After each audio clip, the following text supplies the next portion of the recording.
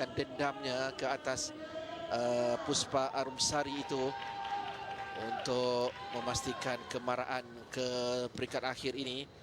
Nur Wasikah dari Brunei, dia memungut 9.945 mata ketika mengatasi Nurin Insyirah Muhammad Aidil. Untuk silat seni tunggal puteri ini, di mana mereka akan diberikan 3 minit untuk melakukan persembahan jurus tangan kosong dan kemudiannya jurus senjata. Dapat kita lihat senjata yang diletakkan oleh pesilat dari Brunei ini, parang antaranya yang akan digunakan untuk persembahan, dan juga dia juga membawa jurus senjata panjang menggunakan tongkat. Jadi kita akan berikan perhatian serta tumpuan kepada pesilat Brunei yang akan memulakan persembahan. Wasikah Azimah sudah pun memulakan bunga yang ditampilkan selaku pembuka gelanggang.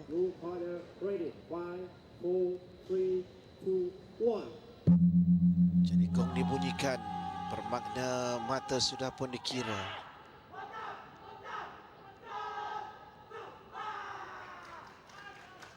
Serakan daripada para penyokongnya yang berada di luar gelanggang.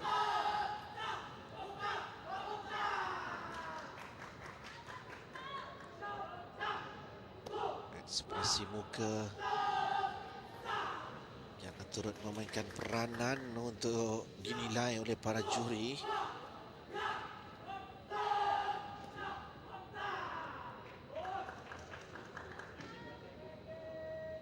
Mereka perlu melakukan persembahan mengikut turutan.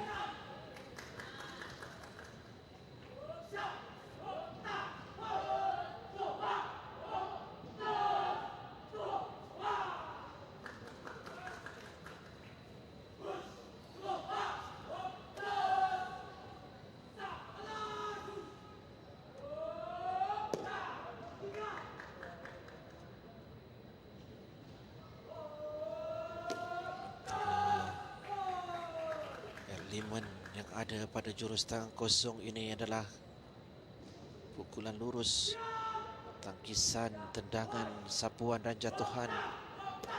Dan kini kita beralih kepada jurus senjata, parang di tangan pesilat Brunei Darussalam ini.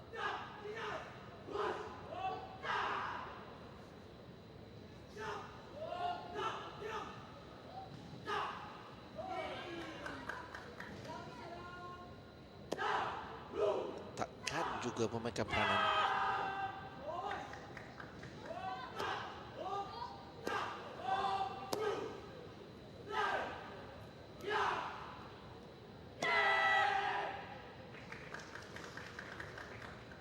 Warna senjata yang diperhatikan oleh juri di situ. Dan kini tongkat.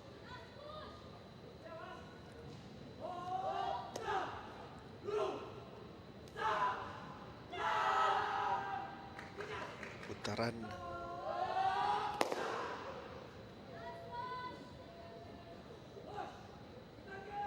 pukulan ke hujung tongkat dan juga hayunan.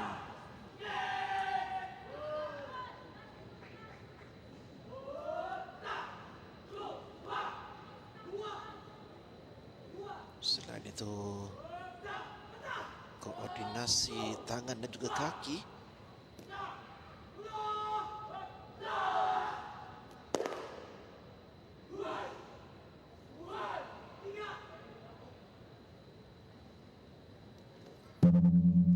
Jurus penutup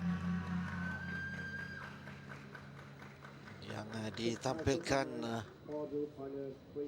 oleh pesilat Brunei Darussalam ini,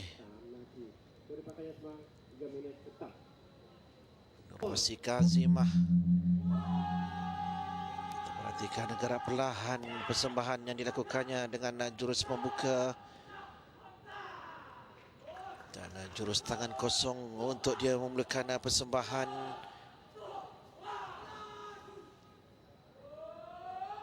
Tendangan sisi, tendangan depan sebelum beralih kepada jurus senjata iaitu golok ataupun parang. Tidak ada kesalahan ketika dia mengendalikan senjata,